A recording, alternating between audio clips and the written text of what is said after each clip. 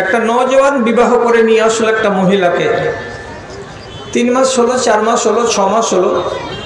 হঠাৎ নিজের স্ত্রীকে একদিন বলছে, রোজিনা, তোমাকে এখান থেকে একটু এই পাশেকার গ্রাম তোমাকে যেতে হবে, ইসহাকপুর যাও। কোথায় যাব? ইসহাকপুরে একটা অমুকের বেটা, দেখতে সুন্দর, হ্যান্ডসাম ফিগার, টকবকে সাদা, আর এই তরুণ নওজওয়ানটা আমাকে খুব চয়েস।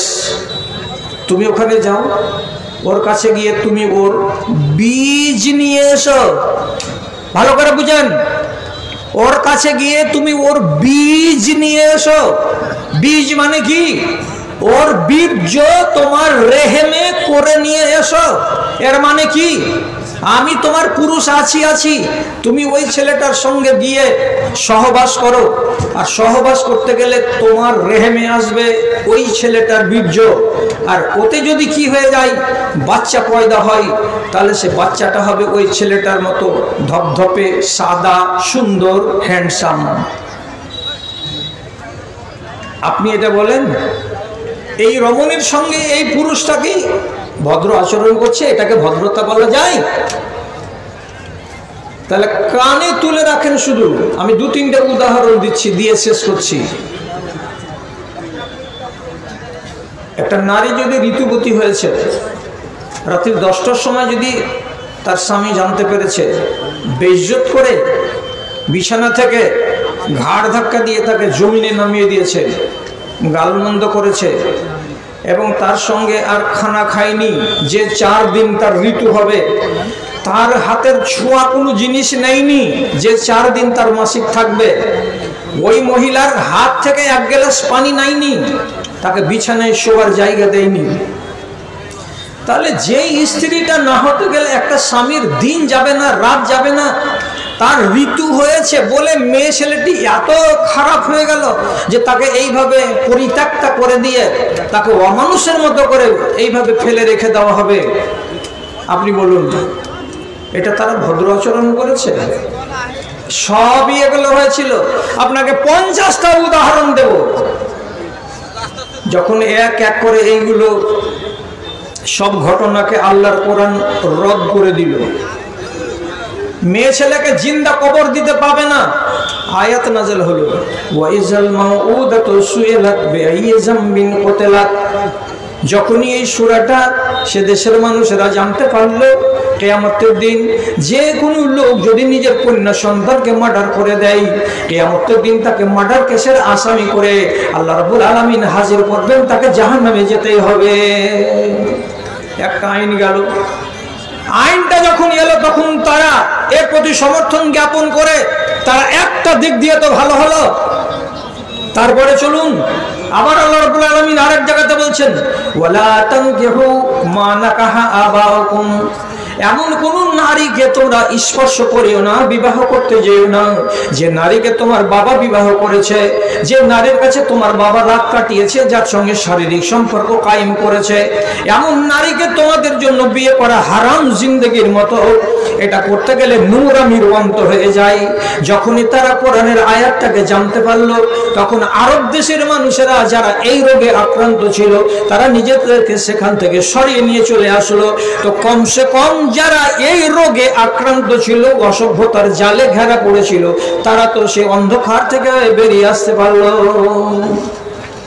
আবার দেখুন, সূরা বাকারার ভেতরে আল্লাহ রাব্বুল আলামিন বলছেন, ইয়াসআলুনাকা আনিল মাহিজ কুল হুয়া আযান ফাতাজিলুন নিসা। এই মানুষেরা, তোমাদের চরিত্রটা কি?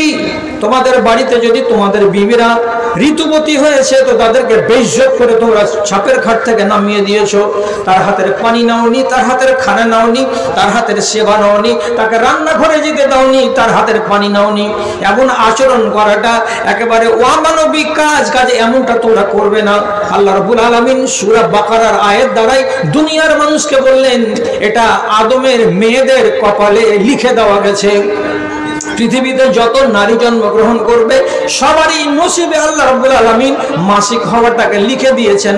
আর মাসিক যদি না হয় তো কোনো নারীর পেটে বাচ্চা পয়দা হবে না। মাসিকের রক্তকে চুষে তুমি দুনিয়াতে এসেছো, মাসিকের রক্তকে মায়ের পেটে নাড়ি দিয়ে খেয়ে খেয়ে আমি দুনিয়াতে এসেছি। মাসিকের রক্তকে নারীর পেটে মায়ের পেটে নারীর রাস্তা দিয়ে খেয়ে খেয়ে খেয়ে খেয়ে সারা দুনিয়াতে যত নবী এবং পয়গম্বর এসেছেন সবাই এসেছেন। কাজে এইটাকে দোষের কথা তোমরা বলিও না। মাসিক হওয়াটা খারাপ কথা নয়। মাসিক হয়ে যেতে গেলে কোন নারী একেবারে জিল্লতিতে পড়ে যায় না। কাজে এখান থেকে তোমরা নিজেকে সরিয়ে না। যারা পৃথিবীতে ঈমানদার তারা আল্লাহ রাব্বুল আলামিনের একটা বিশাল বড় নিয়ামতের ভাগীদার। আর যাদের কাছে এই ঈমান নামের সম্পত্তিটা নেই তারা বঞ্চিত, তারা জহমতে ডুবে আছে, তারা লাঞ্ছনা গঞ্জনার মধ্যে ডুবে আছে। তাদের এই জীবনটা লাঞ্ছিত জীবন এবং আগামী দিনে যে অনাগত ভবিষ্যতে একটা জীবন আসবে সে জীবনটাও তাদের জন্য লাঞ্ছিত।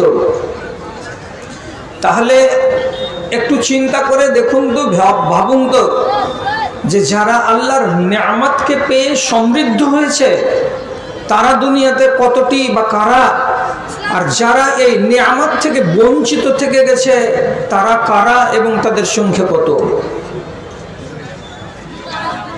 ইসলামকে আল্লাহ রাব্বুল আলামিন নিয়ামত বললেন। স্পষ্ট কোরআন মাজিদে রব্বুল আলামিন বলছেন যে মুসলমান তোমরা জাহান্নামের কিনারাতে খাড়া হয়েছিলে, আর যদি কিছুদিন দেরি করতেন আল্লাহ রাব্বুল আলামিন কোরআন পাঠাতে এবং নবী পাঠাতে তাহলে তোমরা এই দেশের লোক অর্থাৎ আরবের লোক লক্ষ লক্ষ কোটি কোটি মানুষ তোমরা জাহান্নামে নিমজ্জিত হতে।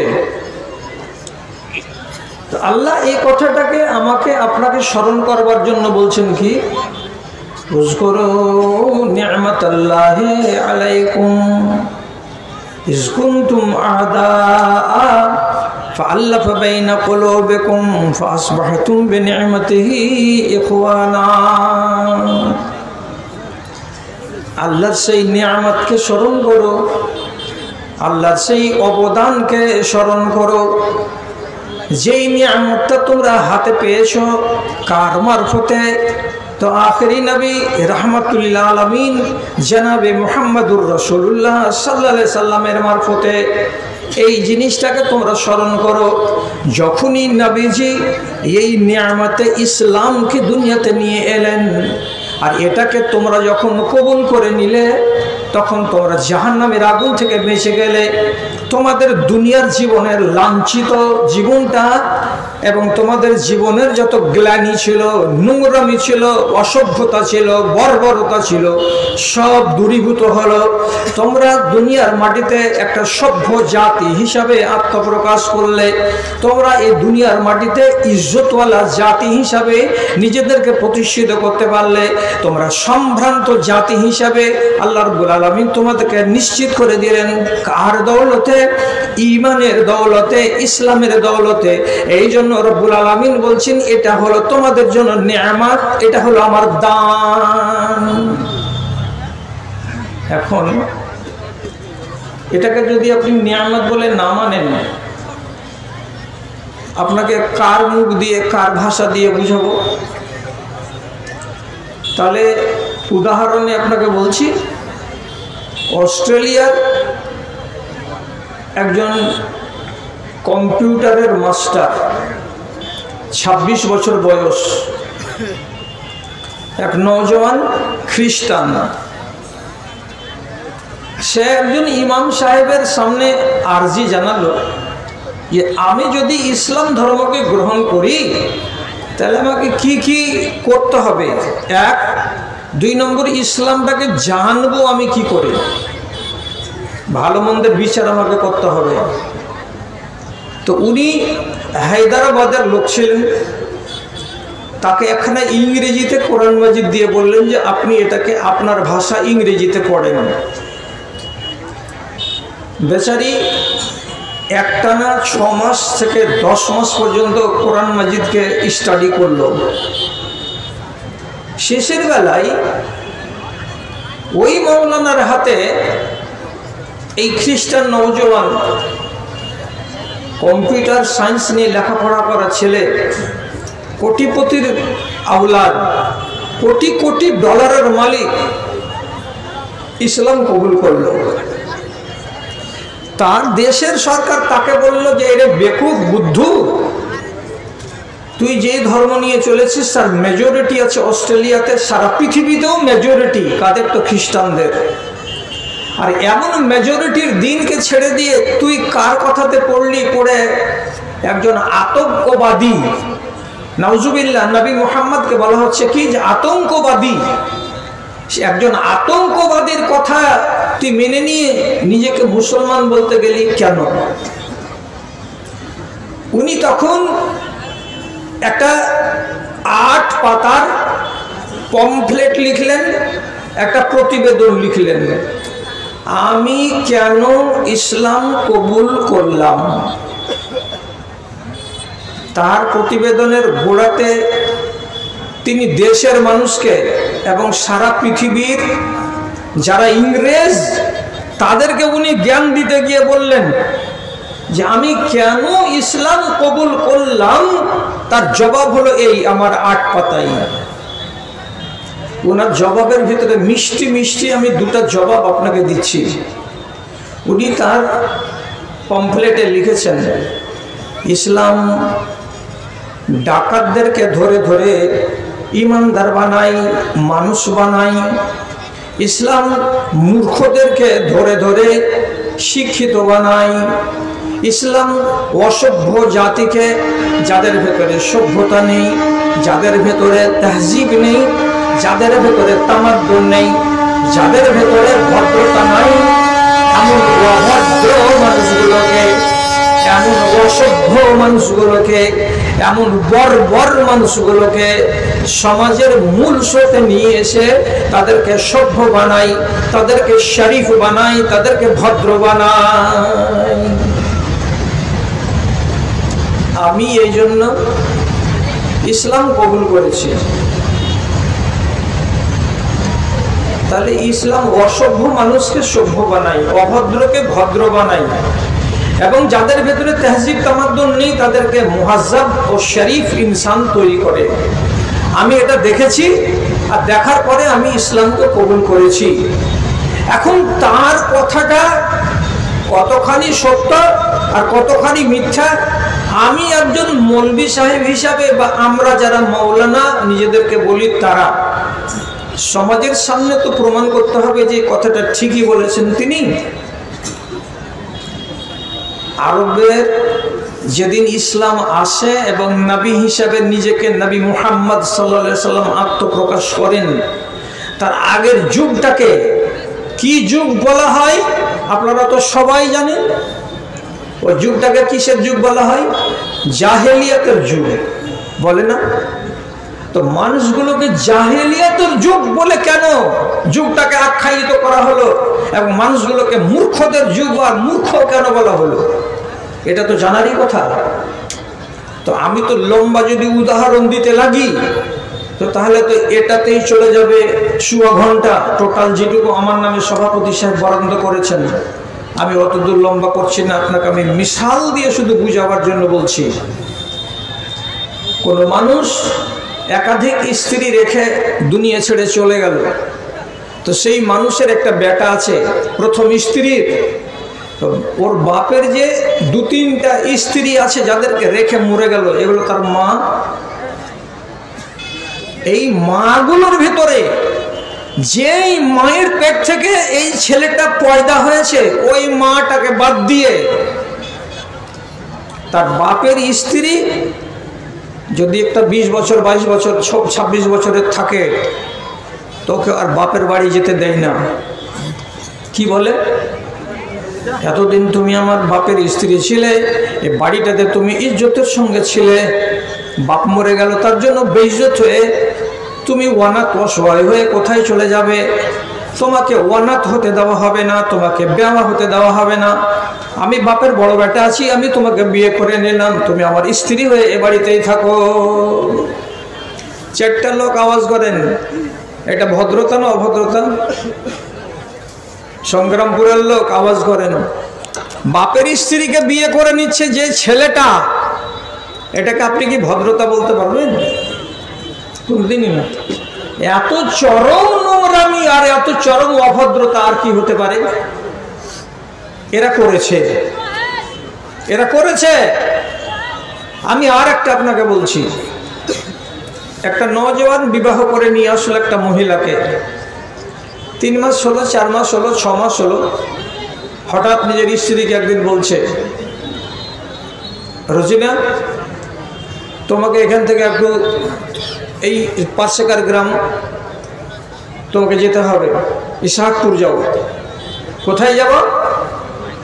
ইসহাকপুরে একটা অমুকের বেটা, দেখতে সুন্দর, হ্যান্ডসাম ফিগার, টকবকে সাদা, আর এই তরুণ নওজওয়ানটা আমাকে খুব চয়েস। তুমি ওখানে যাও, ওর কাছে গিয়ে তুমি ওর বীজ নিয়ে এসো। ভালো করে বুঝেন, ওর কাছে গিয়ে তুমি ওর বীজ নিয়ে এসো। বীজ মানে কি? ওর বীর্য তোমার রেহেমে করে নিয়ে এসো। এর মানে কি? আমি তোমার পুরুষ আছি, তুমি ওই ছেলেটার সঙ্গে গিয়ে সহবাস করো, আর সহবাস করতে গেলে তোমার রেহেমে আসবে ওই ছেলেটার বীর্য, আর ওতে যদি কি হয়ে যায়, বাচ্চা পয়দা হয়, তাহলে সে বাচ্চাটা হবে ওই ছেলেটার মতো ধপধপে সাদা, সুন্দর, হ্যান্ডসাম। আপনি এটা বলেন, এই রমণীর সঙ্গে এই পুরুষটাকে ভদ্র আচরণ করছে, এটাকে ভদ্রতা বলা যায়? তাহলে কানে তুলে রাখেন। শুধু আমি 2-3টা উদাহরণ দিচ্ছি, দিয়ে শেষ করছি।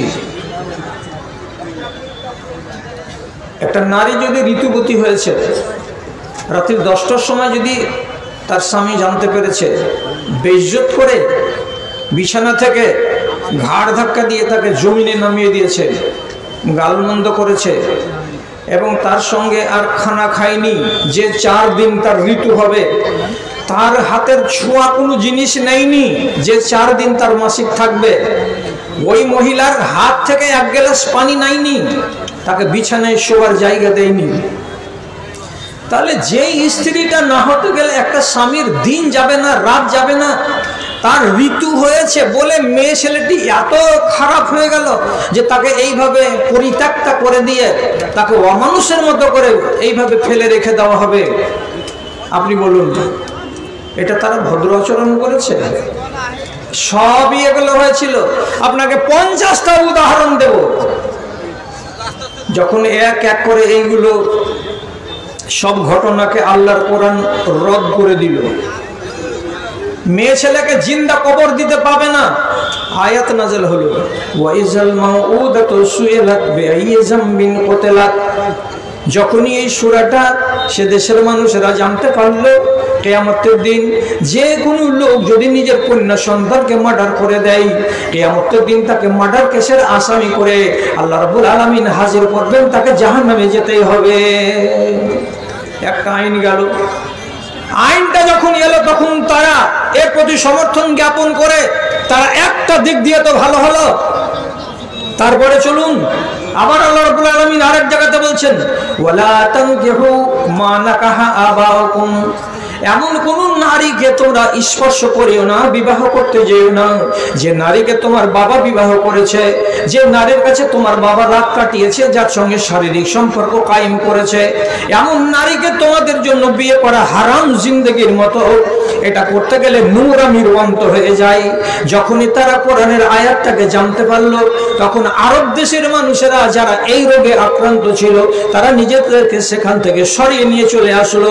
তো কমসে কম যারা এই রোগে আক্রান্ত ছিল, অসভ্যতার জালে ঘেরা পড়েছিল, তারা তো সে অন্ধকার থেকে বেরিয়ে আসতে পারলো। আবার দেখুন, সূরা বাকারার ভেতরে আল্লাহ রাব্বুল আলামিন বলছেন ইয়াসআলুনাকা আনিল মাহিজ কুল হুয়া আযান ফাতাজিলুন নিসা। এই মানুষেরা, তোমাদের চরিত্রটা কি? তোমাদের বাড়িতে যদি তোমাদের বিবিরা ঋতুবতী হয়েছে তো তাদেরকে বেইজ্জত করে তোমরা ছাপের খাট থেকে নামিয়ে দিয়েছো। তার হাতের পানি নাওনি, তার হাতের খানা নাওনি, তার হাতের সেবা নাওনি, তাকে রান্নাঘরে যেতে দাওনি, তার হাতের পানি নাওনি। এমন আচরণ করাটা একেবারে অমানবিক কাজ। কাজে এমনটা তোমরা করবে না। আল্লাহ রাব্বুল আলামিন সূরা বাকারার আয়াত দ্বারাই দুনিয়ার মানুষকে বললেন এটা আদমের মেয়েদের কপালে লিখে দেওয়া গেছে। পৃথিবীতে যত নারী জন্মগ্রহণ করবে সবারই নসিবে আল্লাহ রাব্বুল আলামিন মাসিক হওয়াটাকে লিখে দিয়েছেন। আর মাসিক যদি না হয় তো কোনো নারীর পেটে বাচ্চা পয়দা হবে না। মাসিকের রক্তকে চুষে তুমি দুনিয়াতে এসেছো, মাসিকের রক্তকে মায়ের পেটে নাড়ি দিয়ে খেয়ে খেয়ে আমি দুনিয়াতে এসেছি। মাসিকের রক্তকে নারীর পেটে, মায়ের পেটে নারীর রাস্তা দিয়ে খেয়ে খেয়ে খেয়ে খেয়ে সারা দুনিয়াতে যত নবী এবং পয়গম্বর এসেছেন সবাই এসেছেন। কাজে এইটাকে দোষের কথা তোমরা বলিও না। মাসিক হওয়াটা খারাপ কথা নয়। মাসিক হয়ে যেতে গেলে কোন নারী একেবারে জিল্লতিতে পড়ে যায় না। কাজে এখান থেকে তোমরা নিজেকে সরিয়ে না। তাহলে যাদের ভিতরে এই বদ আকীদা ছিল তারা শুধরে গেল। তাহলে এই রকম করে একটা একটা একটা একটা করে কোরআন মাজিদ যখন বিধি বিধান দিতে লাগলো আর এই আরবের লোকগুলো মানতে লাগলো, তখন তারা নিজেদেরকে অসভ্যতার অতল তল থেকে ধীরে ধীরে ধীরে ধীরে ধীরে ধীরে তুলে নিয়ে এসে ভদ্র মানুষ হিসাবে বিবেচিত হলো। একটু বুঝতে চেষ্টা করেন তো। মুসাদ্দাস হালি একজন ভালো ভারতবর্ষের নাম করা কবি। তিনি সমাজের হাল লিখে গেছেন কবিতায়। আপনারা তো ঝাড়খণ্ডের লোক, বুঝতে অসুবিধা হবে না। কি কথাগুলো বলছি লক্ষ্য করুন তো।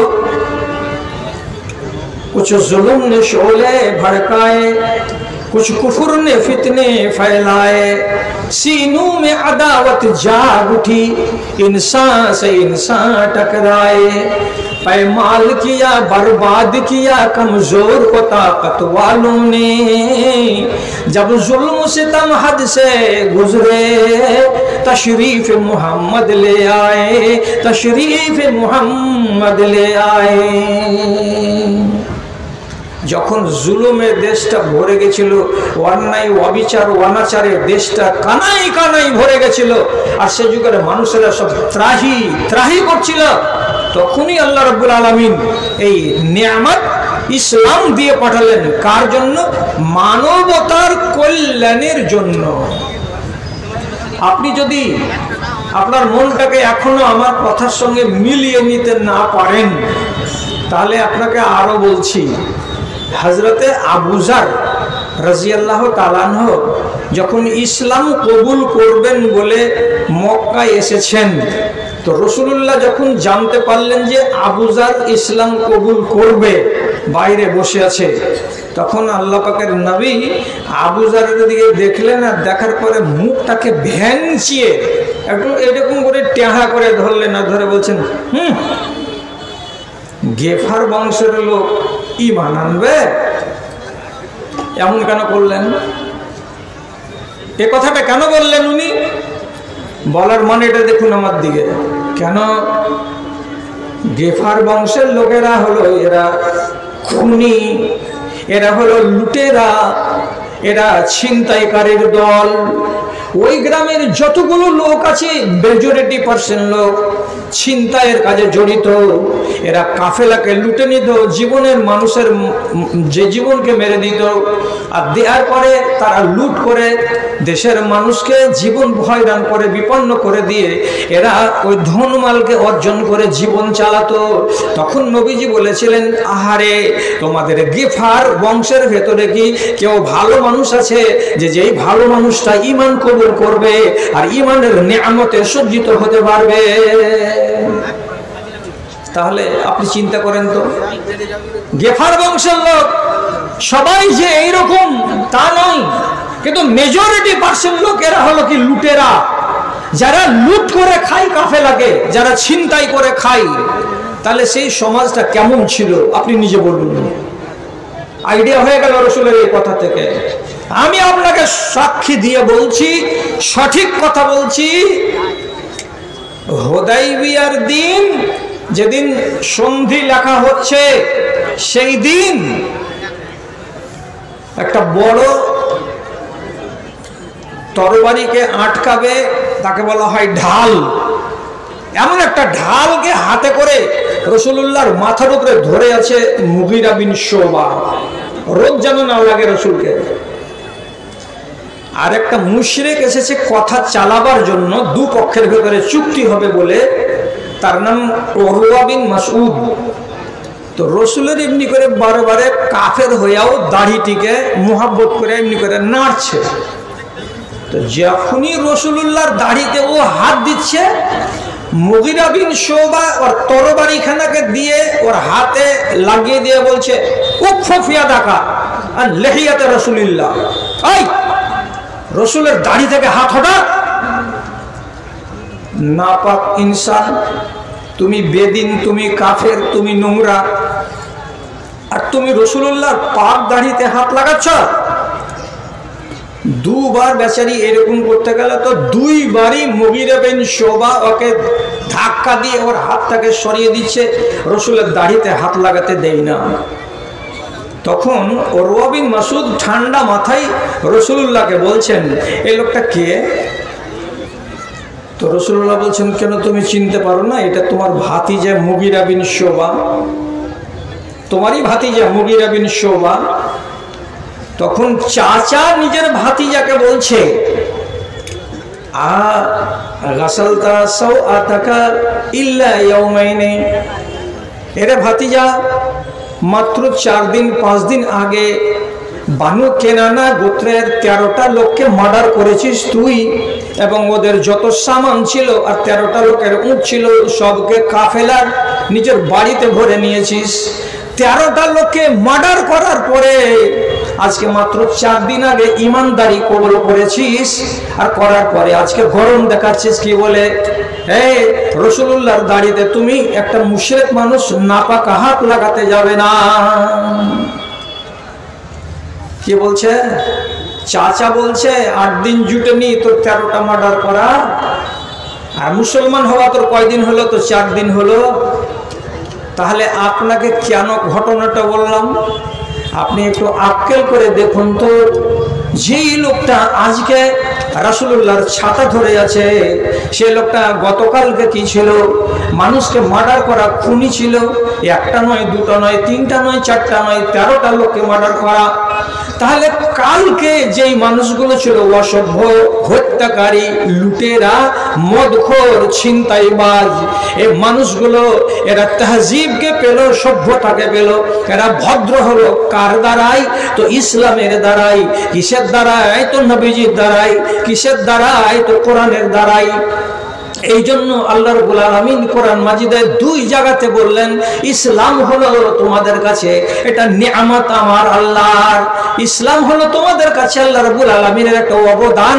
যারা যারা ইসলামকে পেয়েছে তারা সুখের জিন্দেগি দুনিয়াতে কামাবে, আর যারা পায়নি তারা অসুখ হয়ে দুনিয়াতে বাঁচবে এবং গ্লানিতে ডুবে থেকে তারা মরে কবরে যাবে, আর কিয়ামতের দিন ওয়ানাদি অনন্তকাল ধরে ওয়ানলে জাহান্নামে জ্বলতে থাকবে। আর যারা যারা তোমরা ইসলামের নিয়ামতকে পেয়েছো, তোমাদের দুনিয়াতে সুখী বানানো হবে, আর কবরে যাওয়ার পরে তোমাদেরকে সুখের জিন্দেগি দান করা হবে। ইসলামটা হলো তোমাদের জন্য নিয়ামত, এই নিয়ামতকে তোমরা অবহেলা করিও না। এখন এতটি কথা বলার পর আপনাকে আমি বলি ছোট্ট করে একটা বাংলাতে কথাটা দয়া করে আমার ভাইজান বাপজানেরা মুখস্থ করে রাখবেন। কালকে চায়ের দোকানে একটু আলোচনা করলে আর 2টা লোক উপকৃত হবে। কি?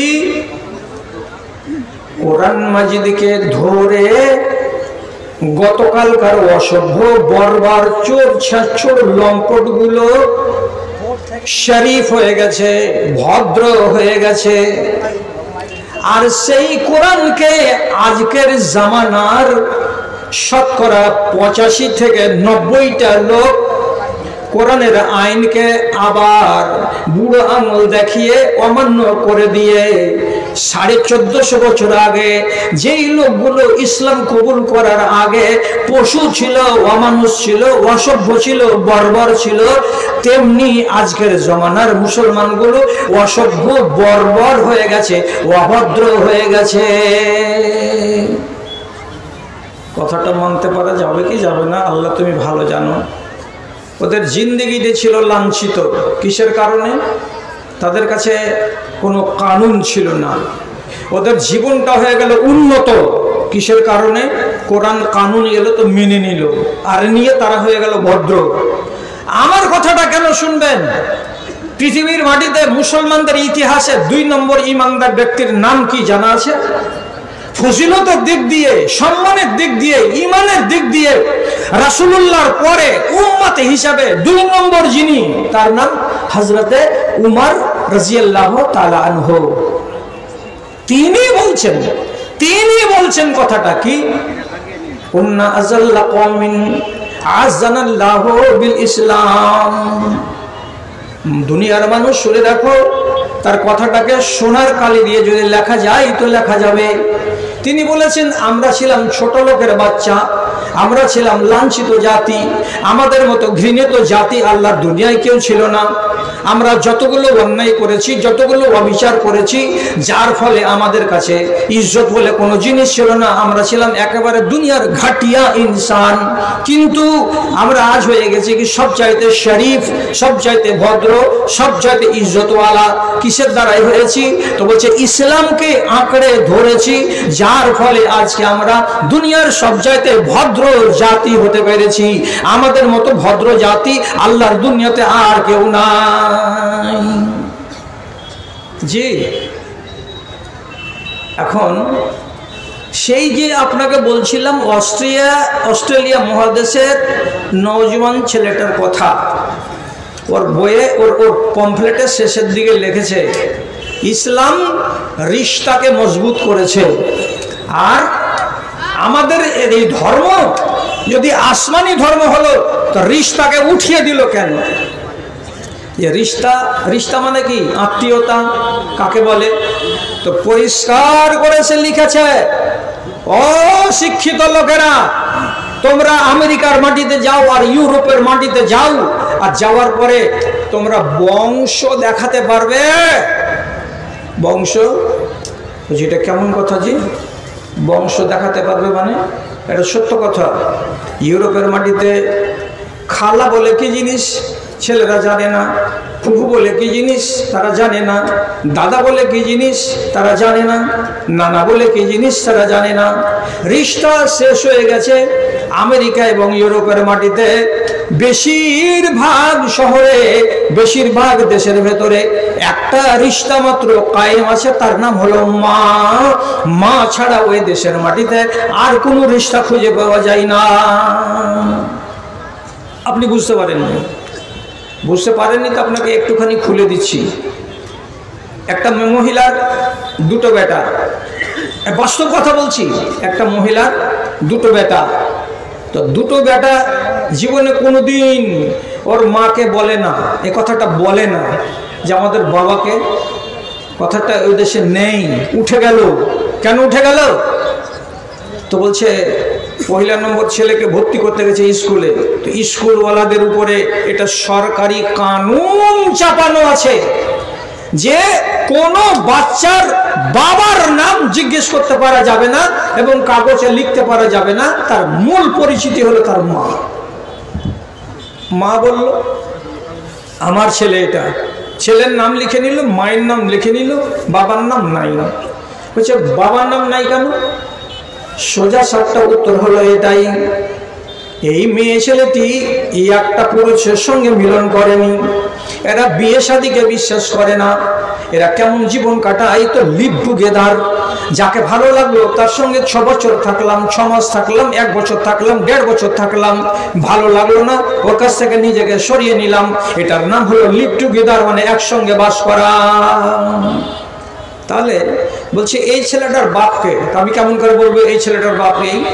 আমি যখন এই ছেলেটাকে পেটে ধারণ করি তখন আমার মনে পড়ছে আমি কমসে কম 10টা নওজোয়ান ছেলের সঙ্গে সহবাস করেছি। এখন কার বীর্য থেকে এই বাচ্চাটা পয়দা হলো আমি বলতে তো পারবো না, এই জন্য আমি বাচ্চার বাবার নাম হরগিজ মুখে আনতে পারবো না। যখন বাচ্চার বাপের নাম মুখে উচ্চারণ হলো না, তাহলে এবার আপনি বলুন দাদা খুঁজে পাওয়া যাবে? আরে বাপ নাই তো দাদা পাওয়া যাবে? যাবে না। যেখানে দাদা পাওয়া গেল না তো দাদি খুঁজে পাওয়া যাবে? যাবে না। যেখানে বাপ খুঁজে পাওয়া গেল না তো ফুফু খুঁজে পাওয়া যাবে? যাবে না। সেই দেশের সমাজ ব্যবস্থা এমন হয়ে মাটিতে মিশে গেছে যে ওই সমাজ ব্যবস্থাটাকে সমাজ ব্যবস্থা বলা যায় না, ওটাকে জানোয়ারের রাজ বলতে হয়।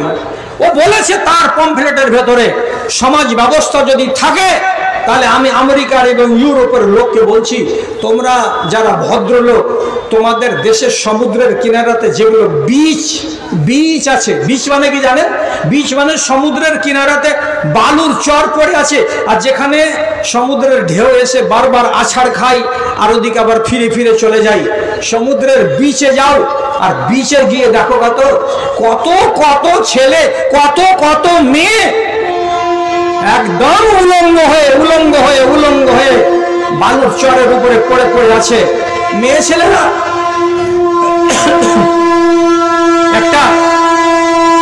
একটা ব্রেসিয়ার পরে আছে, আর একটা যাকে বলা হয় চাড্ডি, একটা চাড্ডি পরে আছে, আর সাদা ফকফকে শরীরটাকে নিয়ে উপুড় হয়ে পড়ে আছে। ওর পাশে একটা বেটা ছেলে নওজোয়ান, ওর গায়ে 2 ইঞ্চি চওড়া বা 1.5 ইঞ্চি চওড়া একটা চাড্ডি ও পরে আছে, সারাটা গায়ে কোনো কাপড় নেই। হাজার হাজার মানুষ সমুদ্রের কিনারায় আমোদ করার জন্য জোড়া জোড়া জোড়া জোড়া জোড়া জোড়া হয়ে পড়ে আছে। পার্কে যদি দেখা যাবে তো পার্কে যেতে গেলে দেখা যাবে প্রত্যেকটা গাছের তলায় এপারে আর ওপারে জোড়া জোড়া জোড়া জোড়া হয়ে বসে আছে, এবং দিবালোকে একজন আরেকজনকে আলিঙ্গন করছে, একজন আরেকজনকে চুমু দিচ্ছে, একজন আরেকজনের রূপকে জড়িয়ে ধরে আছে। এত বেহায়াই, এত নির্লজ্জতা এত নিচে নেমেছে যে তারা বিবাহ কি জিনিস বুঝে না, লজ্জা কি জিনিস বুঝে না। এতটাই নির্লজ্জ জাতিতে তারা রূপান্তরিত হয়েছে। তো যেখানে তোমাদের মাকে বাদ দিয়ে বাবার রিশতা নাই, যেখানে চাচার রিশতা নাই, যেখানে দাদার রিশতা নাই, যেখানে ফুফুর রিশতা নাই, যেখানে খালার রিশতা নাই, তো তাহলে তোমরাই বলো তোমরা এই দুনিয়াতে উন্নত প্রাণী, তোমরা এই দুনিয়াতে উন্নত মাখলুক, তোমরাকে বলা যাবে সভ্য জাতি? এই জাতি কোনোদিন সভ্য হতে পারে না। অথচ ইসলামকে দেখো, একটা ইসলাম সব সময় বলছে একটা নারী অন্য কোনো পুরুষের কাছে হরগিজ যেতে পারে না বিবাহ ছাড়া, একটা পুরুষ কোনো নারীর কাছে হরগিজ যেতে পারে না বিবাহ ছাড়া। এবং কোন নারীকে আল্লাহ রাব্বুল আলামিনের পক্ষ থেকে বলা হয়নি যে তুমি তোমার শরীরকে দেখাও, কোনো আজনামী লোক তোমার দেহকে দেখবে। কোন নারীকে পাওয়ার দেওয়া হয়নি, কোন নরকে পাওয়ার দেওয়া হয়নি যে বিবাহ বহির্ভূত সম্পর্ক করে কোনো নারীর তুমি গায়ে হাত দাও, কোনো নারীকে নিয়ে তুমি আলিঙ্গন করো। তাহলে ইসলাম কত শরীফ! ইসলামে মা আছে, ইসলামে বাবা আছে, ইসলামে দাদা আছে, ইসলামের চাচা আছে, এবং প্রত্যেকটা লোকের নামে আলাদা আলাদা এহতেরাম কোরআন মাজিদের ভেতরে আল্লাহ করেছেন, এবং মরার পরে মিরাস ধার্য করে দিয়েছেন।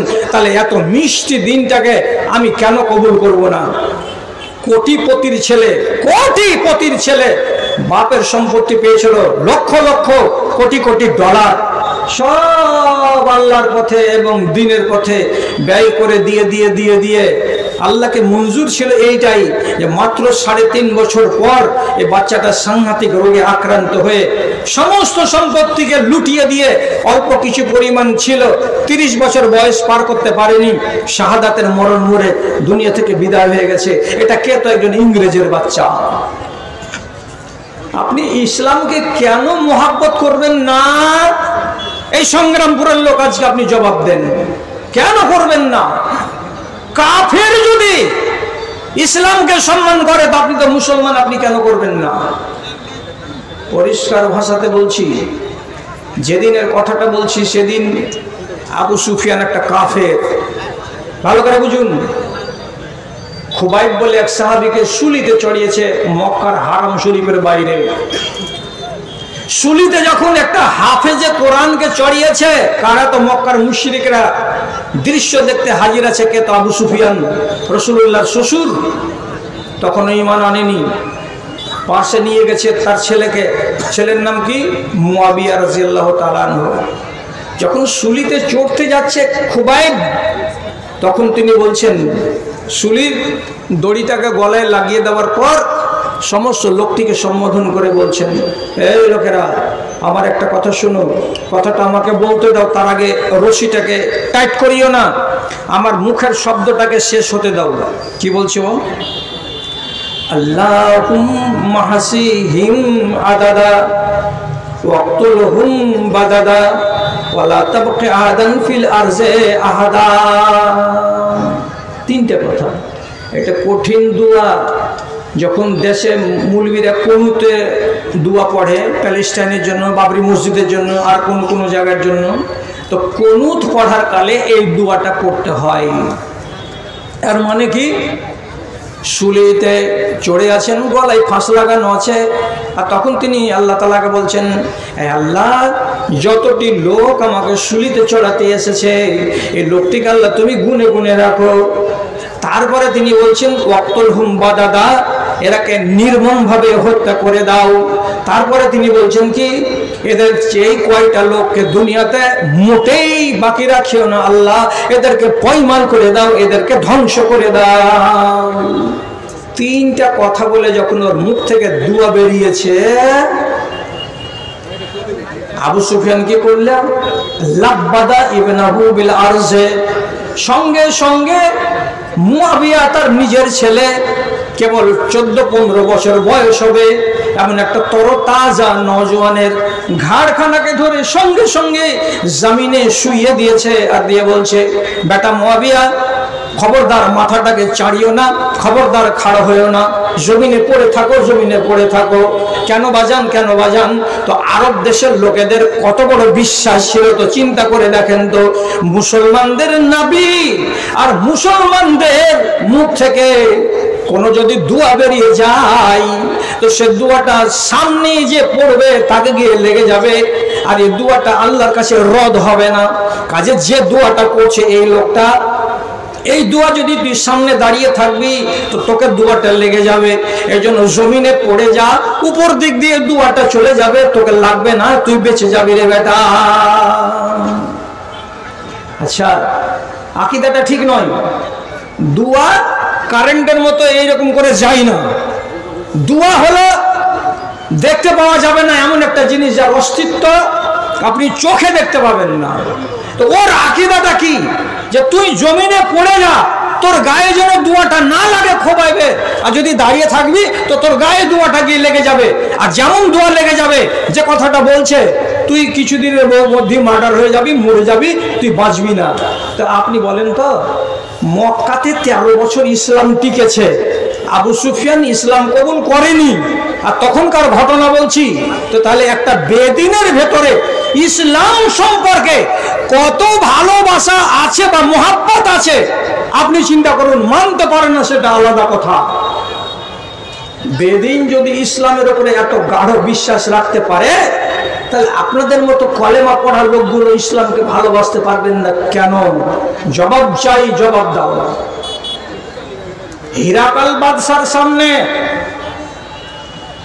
রোমের সম্রাটের সামনে আবু সুফিয়ান গিয়ে খাড়ো। তিনি চিঠি পেয়েছিলেন রাসূলুল্লাহর একখানা, ওই রোম সম্রাট। তো চিঠিখানাকে পড়ার পরে তিনি বলছেন যে নবী মুহাম্মদটা কেমন লোক, ওর ব্যাপারে জানবো, একটা লোককে খুঁজে আনো তো আরবের, আমাদের বাজারে আছে। আবু সুফিয়ানকে পাওয়া গেল, সামনে হাজির করলো। এই আরবি বুঝে না, আর এর রোমের ভাষা বুঝে না।